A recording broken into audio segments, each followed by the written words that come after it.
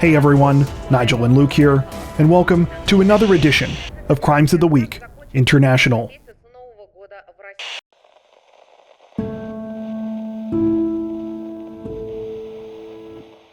Authorities in the Australian state of Queensland say that a suspect is lucky not to have been seriously injured or killed this week after he pulled off a highly risky stunt to try and avoid police during a standoff, one which ended with him being arrested anyway.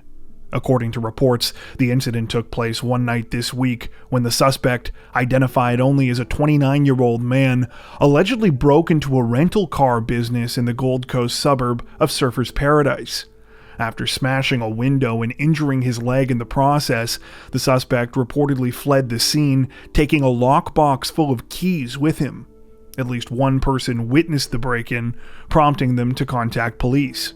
Officers responded shortly after, heading to a nearby apartment building where the caller had seen the suspect run.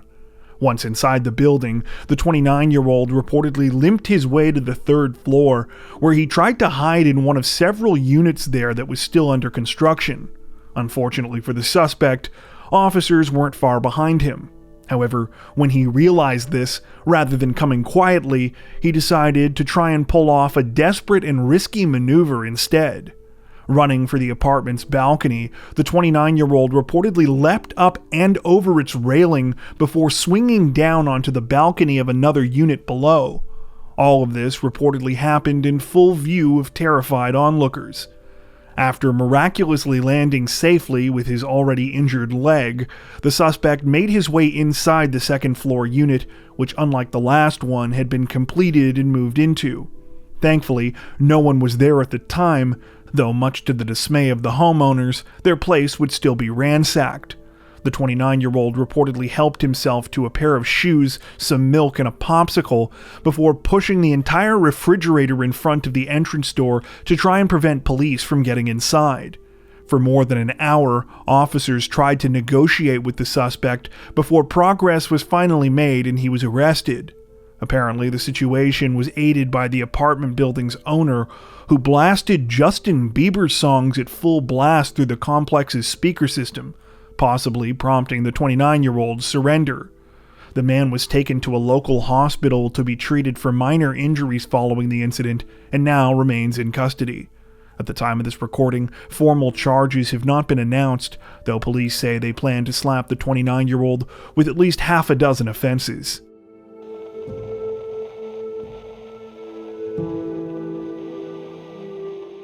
Authorities in the Indian Capital Territory of Delhi announced that they are investigating a large fraud case this week after a man allegedly colluded with several staff members at a luxury hotel to stay there for nearly 2 years without paying. According to reports, when Ankush Dutta booked a room at the 5-star Roseate Hotel in Delhi's Aero City on May 30th, 2019, it was just supposed to be for one night. In actuality, police now say that he didn't check out until January 22nd of 2021, some 603 days later. When he did, he allegedly skipped out on hotel bills worth the equivalent of more than $70,000 US. While the alleged crime itself took place more than 2 years ago, it appears that it only recently came to light. That's because authorities say that Dutta wasn't working alone. According to investigators, several employees of the hotel worked behind the scenes to make sure the fraud went unnoticed both during and after Dutta's lengthy stay. The most important of these alleged co-conspirators was Prem Prakash, who was head of the hotel's front office department. Police allege that Prakash used his credentials to hide what was going on from his superiors. Under normal circumstances, any guest owing more than 50,000 rupees, or about $600 US, would apparently be flagged by the hotel system for review by upper management.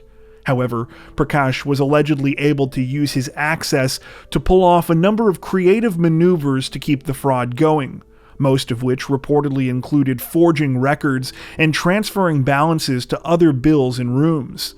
For his part, Dutta also allegedly provided fake receipts and bogus checks that couldn't be cashed. While it's not exactly clear what was in it for the employees in all of this, Some reports seem to suggest that Dutta might have been giving them payouts in cash for their cooperation. Police say that they are still investigating, though in the meantime, Dutta, Prakash, and several unidentified others are facing numerous charges, including cheating, criminal conspiracy, criminal breach of trust, and forgery.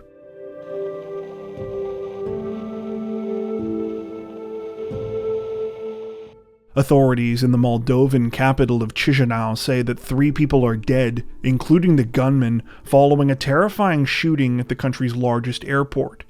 According to reports, the incident took place on June 30th, when the perpetrator, 43-year-old Rustam Asharov, landed at the Chișinău International Airport on a flight from Turkey. While attempting to go through customs, the 43-year-old, who was originally from Tajikistan, apparently could not explain what he was doing there or why he wanted to enter the country. As a result, he was detained by border police.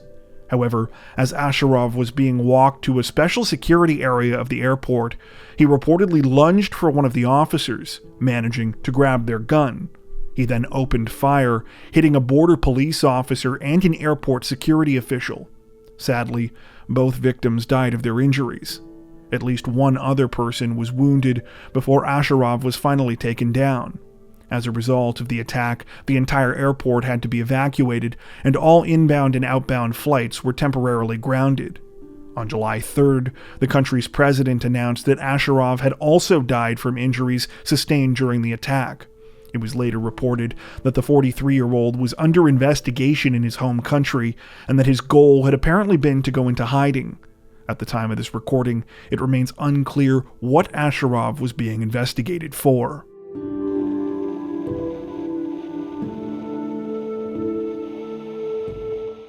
Representatives from the Danish Maritime Authority released a disturbing update this week in connection with the overboard deaths of 2 people on a commercial ferry, announcing that they are now investigating the case as a murder. The incident took place on June 29th aboard the MS Stena Spirit, a ferry which runs from the Polish city of Gdynia across the Baltic Sea to the Swedish city of Karlskrona. The ship left Poland at 9 a.m. that day and was carrying about 300 people. Everything appeared to be operating normally until about 4:20 p.m. that afternoon, when the ferry began broadcasting a message to rescue personnel in both countries requesting help. They had received a report about 2 passengers going overboard, a mother and her 7-year-old son, both of whom were from Poland.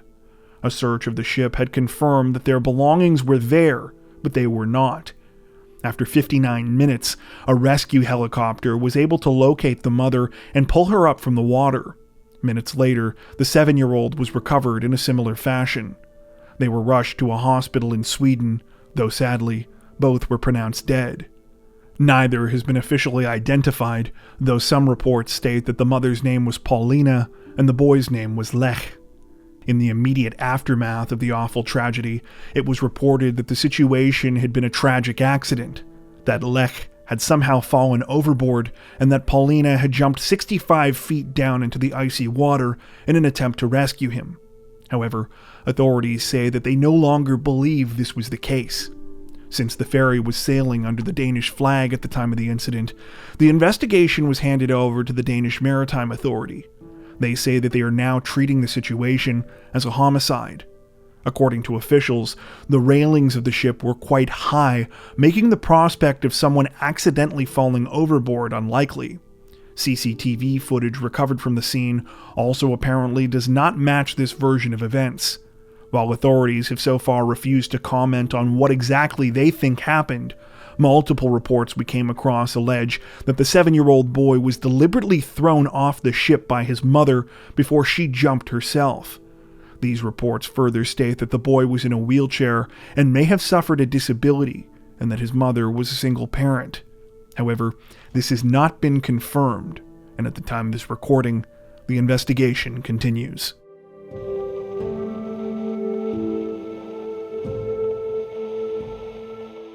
Authorities in the Chilean city of Concepción say that a government official from a nearby city is looking at several years in prison this week after he was convicted in connection with the dramatic drunk driving incident that left multiple people injured nearly 2 years ago.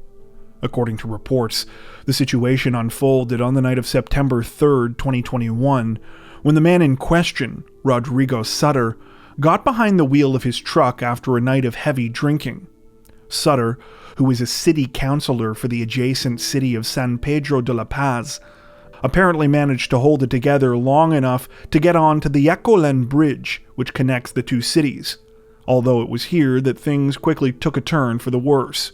In dash camera footage taken on the night of the incident, the councilman can be seen plowing his pickup truck into another vehicle on the bridge, sending it spinning out and crashing into a barrier at the side of the road. 2 people were injured as a result of the collision, though thankfully both survived. Of course, Sutter didn't know this because he never stopped driving. As it turns out, that wasn't the only thing the councilman didn't know. When he realized he was being followed by a witness after stopping in San Pedro de la Paz's El Venado neighborhood, he promptly attacked the driver, unaware that he was a police officer. Of course, it may not have mattered even if Sutter had known the man was an officer, as he also reportedly attacked a security guard moments later who attempted to intervene. The councilor's antics didn't stop here, though. When additional police showed up, he first claimed that he had been the one hit during the drunken collision, then said that he hadn't been driving. No one else was in the vehicle at the time. As police struggled to place Sutter under arrest, he apparently yelled that they were attacking him, saying that he hadn't done anything wrong and that he had simply been walking down the street. Again, this was steps away from the vehicle that he had just been pulled out of. This week, Sutter was convicted of multiple charges, including driving while intoxicated, causing damage, failing to stop and assist at the scene of an accident, and assaulting a police officer. He has yet to be sentenced, but is reportedly looking at up to 4 years in prison, plus a lengthy ban from driving. Unbelievably, though, it appears that at the time of this recording, Sutter is still an acting city councilman. He was forced to resign from his political party in the aftermath of the crash, though reportedly denied requests from his fellow councillors to actually give up his position.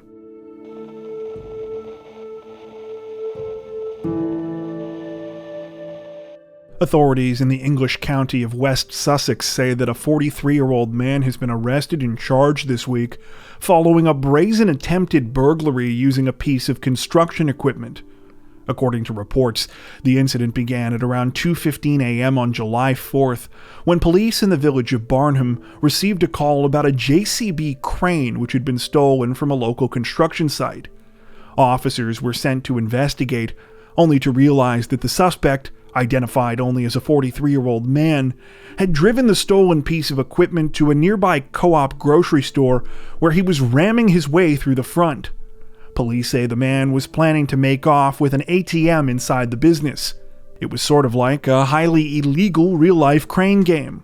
Come to think of it, much like an arcade crane game, the 43-year-old ended up walking away empty-handed. That's where the similarities ended, though, as instead of simply being disappointed by his lack of a stuffed animal prize, the suspect was arrested following a brief foot chase and charged with theft of a motor vehicle and criminal damage. At the time of this recording, he remains in custody.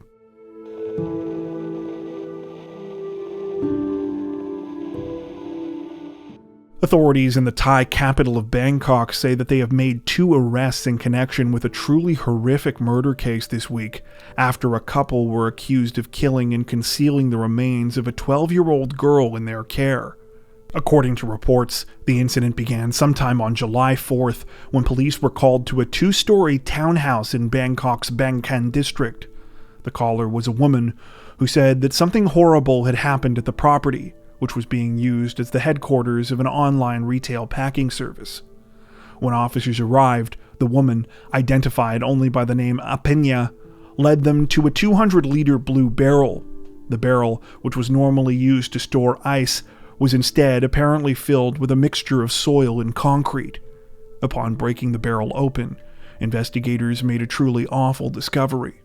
It was the body of a girl. She has since been identified as Arisara Tirawat, who was just 12 years old. Authorities now say that Arisara was murdered by the owners of the townhouse, husband and wife, 29-year-old Yutana Madi and 30-year-old Niraman Pramkun. The exact relationship between the victim and the accused is unclear, with some sources referring to Arasara as Niraman's daughter, and others saying that she was the child of a distant family relative. Regardless, reports appear to agree that the two suspects were supposed to be the young girl's caregivers, and that she had allegedly been living with them for more than half of her life. It's alleged that 2 days prior to the grisly discovery, Utana attacked and killed Arasara with a bat. It's believed that his wife Niraman then helped to conceal the remains before he fled the home. Both have since been arrested. While an exact motive behind the heinous crime has not been confirmed, local sources allege that there was extreme neglect and abuse going on in the home well before the murder. In particular, it appears that Arasara was constantly getting in trouble for stealing food, suggesting that she wasn't being given enough to eat. At the time of this recording, Utana remains in custody on murder charges, while Niraman has been released pending trial on multiple charges related to helping cover up the crime.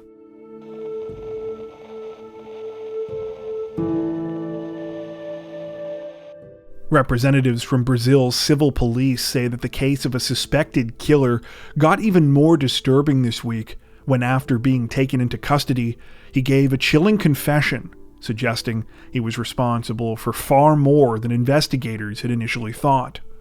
According to reports, the confession happened sometime on July 5th when civil police arrested 35-year-old Renato Teixeira da Silva.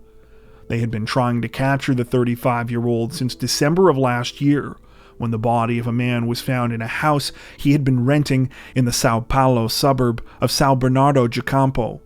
When investigators looked into Teixeira further, they learned that he was also wanted in the suburb of Santo André in connection with a second murder, as well as the attempted murder of a girlfriend in 2021. However, when detectives spoke to Teixeira following his arrest this week, he confessed that this was only the tip of the iceberg. Disturbingly, he claimed that he had committed at least 9 murders in total. Teixeira explained that he met his victims, who were both male and female, through dating apps. He would strike up a relationship for some time with each of them until they had some kind of disagreement, at which point he would stab them to death. He said that he constantly changed addresses so as not to attract too much attention. This apparently came as a stunning revelation to authorities who had seemingly not yet connected Teixeira to any other cases. At the time of this recording, authorities now say that they are looking into these other alleged killings. The situation is still developing. Before we wrap up, we'd like to take a second to give a huge shout out to everyone who has made it this far into the video. Seriously, thank you so much for watching. If you found today's upload interesting and informative, we'd be honored if you'd consider liking and subscribing, as well as hitting the notification bell and selecting all notifications to stay up to date with our latest releases. If you're looking for additional ways to help support the channel, we'd love to have you join us over on Patreon. Patrons get ad-free and early access to all of our content, as well as 4 additional stories per week for each of our Crimes of the Week and Crimes of the Week International videos. You can learn more at patreon.com/crimezone, where you'll also find some of the fine folks whose names are currently on screen. All that being said, we understand that not everyone has the means to support financially, and that's totally okay. We appreciate every like, sub, share, and comment that you send our way. Once again, thanks so much everyone, and take care.